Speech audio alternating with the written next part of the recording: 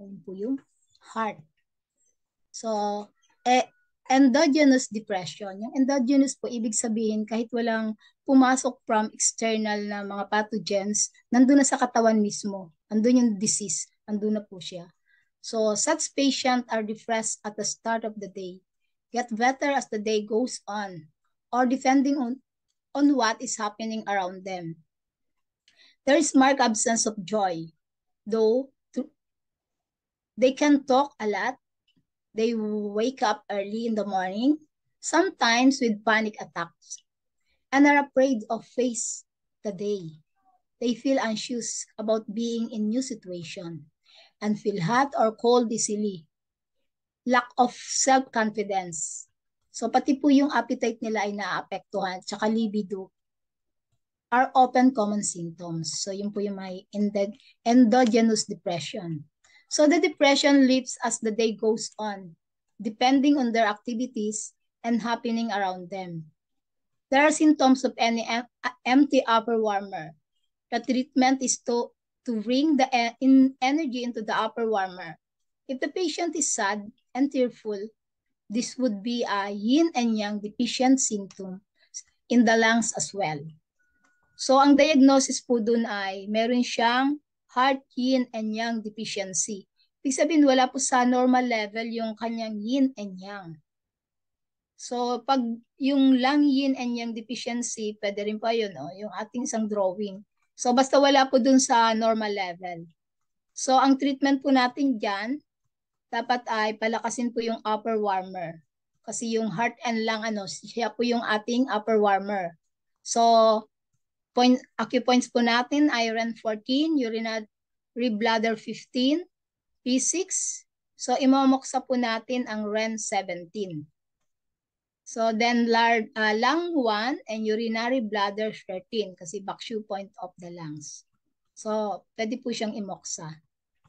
So, treatment, it is very important to use the move point and bakshu points of both heart and lungs in order to improve the energy in the upper warmer. So, gamitin po natin yun. Front mo at saka bakshu. No other points work as well as these local points. The tonification points can be added after 3 to 4 sessions. So, latter, heart 9, alternating with heart 3, small intestine 3, lung 9, and large intestine 11. So, these points can be added 1 or 2 at a time. Once a week. So 6 to 10 session po lahat ang gagawin natin. Pag poor memory and concentration naman po, ang treatment natin ay general points. So symptomatic, siyempre yung DO20, intonification direction. Kasi alam naman natin yung DO20, di ba? 100 meeting points yan ng mga points. Tapos ito pong X6. Then gamitin din po natin ang influential points, gallbladder 39 at saka lung 9. So, energy balancing points, pag poor memory po, sa mga nahirapan ng mag-alaala. Kung mayroon po tayong heart blood deficiency, so ang mababa po yung yin.